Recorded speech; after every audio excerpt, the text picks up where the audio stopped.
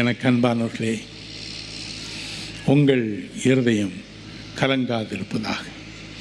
அவன் ஒருவனாயிருக்கையில் தேவன் அவனை அழைத்தார்.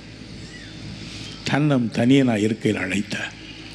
இந்த இரவும் மிகுந்த கண்ணீரில், மிகுந்த கவலையில், இந்த வருஷம் எனக்கு எப்படி இருக்குமோ, எனக்கு யாரும் இல்லையே என்று நீங்கள் உள்ளத்தின் ஆழத்தில் புலம்பி இருக்கலாம். ஆனால் தேவன் சொல்கிறார், நானே உனக்கு தாய், நானே உனக்கு தகப்பன், மரித்து போகும் தகப்பன் அல்ல. உபாகமம் 32:40 சொல்லுகிறது போல, நான் என்றென்றும் ஜீவிக்கிறவர். I am alive all the time. உங்கள் கண்ணீர் யாவற்றையும் துடைப்பார். அவன் நான் தனியாக இருக்கிறேன் என்று புலம்பினான்.